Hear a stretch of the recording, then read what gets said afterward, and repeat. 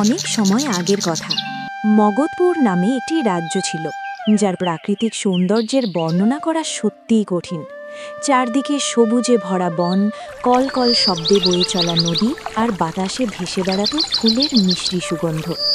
এই রাজ্য শুধু তার প্রাকৃতিক সৌন্দর্যের জন্যই নয়, বরং তার ন্যায়পরায়ণ এবং প্রজাপ্রেমী রাজা মানসিংহের জন্যও বিখ্যাত ছিল। রাজা মানসিংহের প্রজারা তাকে অগাধ ভালোবাসত, কারণ তার শাসনে সবাই সুখী ও সমৃদ্ধ ছিল। রাজা মানসিংহের জীবনের কেন্দ্রবিন্দু ছিলেন তার রানী দেবিকা।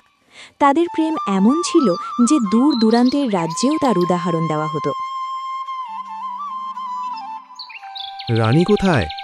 কি বার্তা আছে মহারাজ? রানী সাহিবা তার সখীদের সঙ্গে দেখা করতে গেছেন। তিনি শীঘ্রই ফিরে আসবেন, আপনি চিন্তা করবেন না। যাও, তাকে আমার বার্তা দাও যে তার রাজা তার অপেক্ষা করছে। তাকে বলো যেন সে দ্রুত ফিরে আসে। এই প্রেম ও সুখের পরিবেশে ধীরে ধীরে সময় নিজের গতিতে চলতে লাগল। একদিন রাজবৈদ্য প্রাসাদে এসে এই শুভ সংবাদ জানালেন। মহারাজ, শুভ সময় এসে গেছে। রানী দেবিকা গর্ভবতী। এই সংবাদ পুরো রাজ্যে আনন্দের ঢেউ এনে দিল। অদ্ভুত! এই সংবাদ তো আমার জীবনের সবচেয়ে বড় সুখ। অবিলম্বে ঘোষণা করো, দরিদ্রদের জন্য ভাণ্ডার খুলে দেওয়া হোক এবং স্বর্ণমুদ্রা বিতরণ করা হোক। এই ৯ মাস রাজা নিজেকে সম্পূর্ণভাবে রানীর সেবায় উৎসর্গ করে দিলেন। দাসী, নিশ্চিত করো যেন রানীর কোনো ধরনের কষ্ট না হয়। এই ৯ মাস তিনি রানীর সেবাতেই কাটিয়ে দিলেন। রানীর ছোট ছোট ইচ্ছাও তিনি পূরণ করতেন। রাজা ও রানী দুজনেই তাদের আসন্ন সন্তানের জন্য শত শত সুন্দর স্বপ্ন বুনতে লাগলেন। রানী বললেন, স্বামী, আমার মনে হয় আমাদের সন্তান আমাদের প্রেমকে নতুন রূপ দেবে। আমি কত সৌভাগ্যবতী যে আপনার মতো গভীর প্রেম পেয়েছি। রাজা বললেন, দেবিকা, তুমি শুধু আমার রানী নও, তুমি আমার জীবন। আমি শুধু চাই তুমি আর আমাদের সন্তান দুজনেই নিরাপদে থাকো। আমাদের এই ছোট্ট পৃথিবী এখন পূর্ণ হতে চলেছে। অবশেষে সেই শুভ মুহূর্ত এসে গেল। সারা প্রাসাদে মঙ্গল গান গাওয়া হলো এবং রানী দেবিকা এক অত্যন্ত সুন্দর কন্যা সন্তানের জন্ম দিলেন। নবজাত কন্যার মুখমণ্ডল ছিল চাঁদের মতো উজ্জ্বল। কিন্তু বিধাতার ইচ্ছা যেন অন্য কিছুই ছিল। কন্যা সন্তানের জন্ম দেওয়ার কয়েক মুহূর্ত পরই রানী দেবিকার স্বাস্থ্য হঠাৎ খারাপ হয়ে গেল। প্রাসাদের আনন্দের ঢেউ মুহূর্তেই গভীর শোক ও কান্নায় পরিণত হল।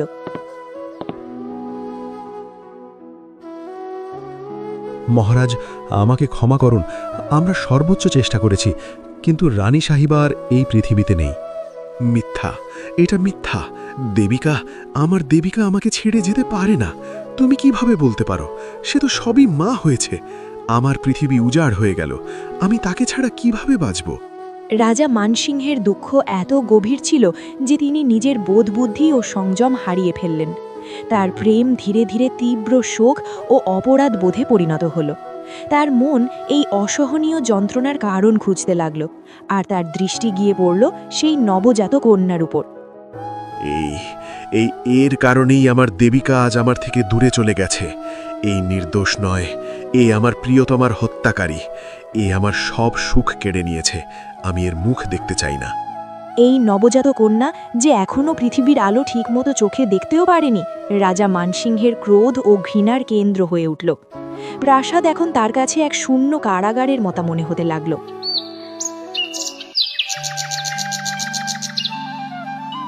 একদিন তিনি তার সবচেয়ে বিশ্বস্ত ধাত্রীমা ও দাসী কলাবতীকে ডেকে পাঠালেন।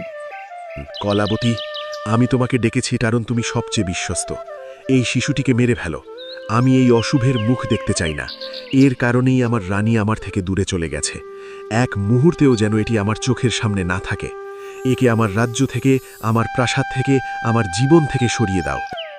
রাজা মানসিংহের এই কঠোর কথা শুনে দাসী কলাবতীর হৃদয় করুণায় ভরে গেল। সেই নবজাত কন্যা ছিল ফুলের থেকেও কোমল। কলাবতী কাঁপা কণ্ঠে বলল, মহারাজ, হে রাজন, শান্ত হন। আপনি এত বড় অধর্ম করবেন না। এই শিশুটি নির্দোষ, এর কি দোষ? আপনি গভীর শোকে আছেন, তাই আপনি সঠিক ভুলের বিচার করতে পারছেন না। ভাবুন, এই শিশুটি আপনাকে মায়ের মৃত্যুর দুঃখ দিতে আসেনি, বরং আপনার বংশকে এগিয়ে নিয়ে যেতে এসেছে। আপনি যদি একে হত্যা করেন তাহলে আপনার মাথায় এক নিরপরাধ শিশু হত্যার পাপ লাগবে। তখন আপনার আত্মা কখনো শান্তি পাবে না। রানী দেবিকার আত্মাও এটা দেখে কখনো খুশি হবে না। মহারাজ, আমি এই শিশুটিকে হত্যা করতে পারবো না। আমাকে অনুমতি দিন। আমি এই রাজকন্যাকে লালন পালন করব। সেই প্রাসাদেই থাকবে, কিন্তু আমি তাকে আপনার চোখের আড়ালে রাখব। আপনি এই শিশুটির জীবনের ওপর এত বড় অন্যায় করবেন না। কলাবতীর এই হৃদয়স্পর্শী কথা ও যুক্তি শুনে রাজা মানসিংহের ক্রোধ কিছুটা শান্ত হল। তিনি অনিচ্ছায় মাথা নাড়লেন। ঠিক আছে কলাবতী, আমি তোমার বিশ্বস্ততার সম্মান করি। তুমি তাকে লালন পালন করো, কিন্তু তাকে আমার চোখের সামনে আনবে না। আর আজ থেকে তার নাম হবে অভাগিনী। সে এই প্রাসাদের জন্য এবং আমার জীবনের জন্য শুধু দুঃখ ও অশুভ নিয়ে এসেছে। রাজা দ্বারা ত্যাগ করা হলেও দাসী কলাবতীর স্নেহে রাজকুমারী অভাগিনীর লালন পালন শুরু হলো। কলাবতী তাকে নিজের মেয়ের মতো করে বড় করলেন। অভাগিনী প্রাসাদেই থাকত, কিন্তু তাকে কোনো রাজকুমারীর মতো সুখ, সুবিধা বা সম্মান দেওয়া হতো না। রাজা মানসিংহ তাকে সম্পূর্ণভাবে ভুলে গিয়েছিলেন। প্রাসাদে তার জীবন ছিল এক দাসীর মেয়ের মতো। ছোটবেলা থেকেই তাকে কঠোর পরিশ্রম করতে শেখানো হয়েছিল। সে দিনভর প্রাসাদের ছোটমোটো কাজ করত।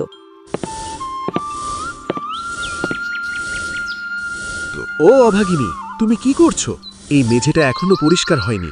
তুমি তো সত্যিই এক দুর্ভাগ্যা মেয়ে। তাড়াতাড়ি কাজ শেষ করো। জি, আমি এখনই করছি। আমার ভুল হয়ে গেছে। রাজা মানসিংহের তিরস্কার আর অপমান ছিল তার প্রতিদিনের জীবনের অংশ। অভাগিনী নিজের নিয়তিকে নীরবে মেনে নিয়েছিল। তার স্বভাব ধীরে ধীরে শান্ত ও সহনশীল হয়ে উঠেছিল। কিছু সময় পরে রাজা মানসিংহের মন্ত্রী ও শুভানন্দীরা তাকে পুনরায় বিবাহ করার পরামর্শ দিলেন। মহারাজ, এখন শোকের সময় শেষ হয়েছে। রাজ্যের স্থিতিশীলতা এবং ভবিষ্যৎ বংশধরের জন্য আপনাকে পুনরায় বিবাহ করা উচিত। এটি রাজ্যের কল্যাণের জন্য প্রয়োজনীয়। রাজা কিছুক্ষণ চিন্তা করে বললেন, আমি বুঝতে পারছি। ঠিক আছে, তোমরা একটি উপযুক্ত কন্যার সন্ধান করো।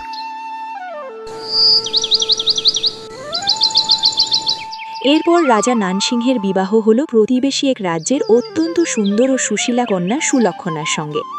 রানী সুলক্ষণা প্রাসাদে এলেন এবং রাজা ধীরে ধীরে তাকে ভালোবাসতে শুরু করলেন। এর ফলে তিনি রানী দেবিকার স্মৃতি থেকে কিছুটা বেরিয়ে আসতে পারলেন। রানী সুলক্ষণা বললেন, স্বামী, আমি আপনার দুঃখ বুঝতে পারি, কিন্তু এখন আপনাকে আবার নতুন করে জীবনকে আনন্দে ভরপুর করতে হবে। আমি আপনার সুখ দুঃখ সব কিছুতে আপনার সঙ্গে আছি। রাজা বললেন, রানী সুলক্ষণা, তুমি আমার জীবনে নতুন আশা নিয়ে এসেছ। তোমার আগমনে প্রাসাদে আবার আনন্দ ফিরে এসেছে। সময় নিজের গতিতে চলতে লাগল। কিছুদিন পরে রানী সুলক্ষণা একটি কন্যা সন্তানের জন্ম দিলেন। এবার রাজার মানসিংহের আনন্দের সীমা রইল না, কারণ এবার সন্তানের জন্মের পর তার মা সম্পূর্ণ সুস্থ ছিল। রাজা বললেন, এটি সত্যিই আমার জন্য সৌভাগ্য নিয়ে এসেছে। এইবার কোনো অশুভ ঘটেনি। আমার এই প্রিয় কন্যার নাম আজ থেকে সৌভাগ্য হবে। সারা রাজ্যে উৎসবের ঘোষণা করা হলো। এখন প্রাসাদে রাজা মানসিংহের দুই কন্যা বড় হতে লাগল, কিন্তু তাদের জীবনের মধ্যে ছিল আকাশ পাতাল পার্থক্য। সৌভাগ্য ছিল রাজা মানসিংহের প্রিয় কন্যা। সে রাজকীয় আদর যত্নে বড় হতে লাগল। তার জন্য ছিল সুন্দর পোশাক, দামি অলংকার এবং শিক্ষার জন্য যোগ্য গুরু। অন্যদিকে অভাগিনী থাকত পুরনো ও সাধারণ দাসীর পোশাকে। তার জীবন ছিল একেবারে দাসীর মতো। একদিন সৌভাগ্য গর্ব করে বলল, দেখো, পিতাজি আমার জন্যই সোনার হার পাঠিয়েছেন, কত সুন্দর। তারপর সে অভাগিনীকে তাচ্ছিল্যের সুরে বলল, আর তুমি তো দাসীর কাপড়ই পরবে। পিতাজি তো তোমাকে দেখতে পর্যন্ত পছন্দ করেন না। এই কথাগুলো শুনেও অভাগিনী কিছু বলতো না। সে নীরবে সব সহ্য করত। তার জীবনে একমাত্র স্নেহ ও আশ্রয় ছিল দাসী কলাবতী। বন্ধুরা, তোমরা যদি এই ভিডিওর দ্বিতীয় পার্ট দেখতে চাও তাহলে কমেন্ট করে জানাবেন, আর আমাদের চ্যানেলটি কিন্তু অবশ্যই সাবস্ক্রাইব করে রাখবে।